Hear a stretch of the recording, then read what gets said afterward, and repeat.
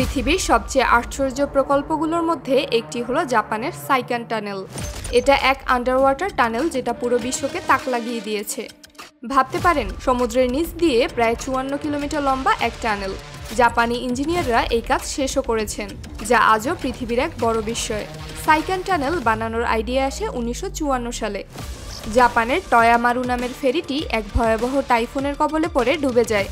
সাথে থাকা 1430 জনের সবাই মারা যায়। তখন জাপান সরকার বুঝে যায় যে করেই হোক এর বিকল্প দরকার, আর তাই শুরু হয় এক অসম্ভবকে সম্ভব করার গল্প। 1971 সালে প্রকল্প শুরু হয়, আর শেষ হতে লেগে যায় প্রায় 17 বছর। প্রায় 1.5 দশক ধরে সমুদ্রের তলা খুঁড়ে খুঁড়ে তৈরি হয়েছে এই টানেল।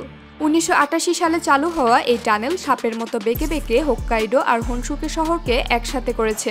এর গভীরতা শুনলে অবাক হবেন। এটা প্রায় 240 মিটার সমুদ্রের নিচে। সমুদ্রের নিচ দিয়ে ট্রেন চলে, এটাই তো অবিশ্বাস্য। আর এই টানেল দিয়ে দিনে প্রায় 50টা ট্রেন চলে। যাত্রী আর মালামাল দুই ধরনের ট্রেনই একসাথে চলে। প্রকল্পে ব্যবহৃত হয়েছিল 14.5 মিলিয়ন ঘনমিটার কংক্রিট। এত কংক্রিট দিয়ে প্রায় 50টা বড় ফুটবল স্টেডিয়াম ভরে ফেলা যেত।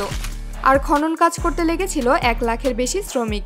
মজার বিষয় হলো, এই টানেল করার সময় ভূমিকম্পের ঝুঁকি নিয়ে ইঞ্জিনিয়াররা সবসময় সতর্ক ছিলেন। জাপান তো ভূমিকম্পের দেশ, তাই টানেলকে এমনভাবে ডিজাইন করা হয়েছে যেন বড় ভূমিকম্পেও কোনো ক্ষতি না হয়। আরও মজার ব্যাপার হলো, টানেলের ভেতর একটা এমার্জেন্সি স্টেশন আছে।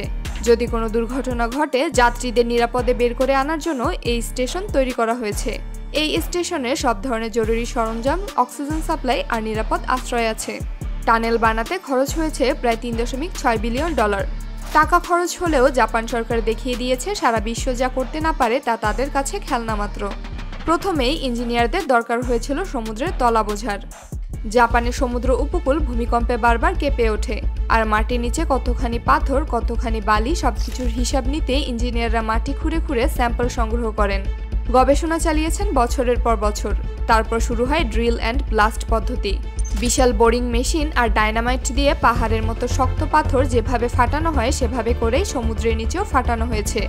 এতে ব্যবহৃত হয়েছিল প্রায় 2900 টন ডিনামাইট। ভাবতে পারেন, সমুদ্রের নিচে বিস্ফোরণ, একদম সিনেমার মতো দৃশ্য। মজার বিষয়, এই টানেল বানাতে গিয়ে ইঞ্জিনিয়াররা কিছু মিনি টানেল বা ছোট ছোট টানেলও বানিয়েছিল।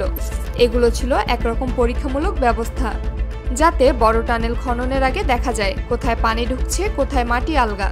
পুরো কাজ শেষ করতে 3000 ইঞ্জিনিয়ার বারবার গবেষণা করেছে। এরা সবাই জানতেন, একটা ছোট ভুল মানেই পুরো সমুদ্রের নিচে ভয়াবহ বিপদ। টানেল শেষ হলে পুরো বিশ্ব জাপানের এই কাজ দেখে অবাক হয়ে যায়। 1988 সালে যখন এই টানেল চালু হয়, তখন থেকেই পৃথিবীর সবচেয়ে বড় আন্ডারওয়াটার টানেল এটি। আরও মজার তথ্য, টানেলের দৈর্ঘ্য প্রায় 53.85 কিলোমিটার। এর দৈর্ঘ্য দিয়ে প্রায় 5000টা 20তলা বিল্ডিং দাঁড় করানো যেত। সবথেকে অবাক করার ব্যাপার হলো, বাইরের দেশগুলোতে কত অল্প বাজেটে কত বড় বড় কাজ করে থাকেন, আর আমাদের দেশগুলোতে তার থেকে বেশি বাজেট দিয়েও এর চেয়ে ছোট ছোট কাজগুলো পুরোপুরি কমপ্লিট করা সম্ভব হয় না। আর ঠিক এসব কারণেই আমরা এখনো জাপান বা আমেরিকার থেকে 100 বছর পিছিয়ে আছি।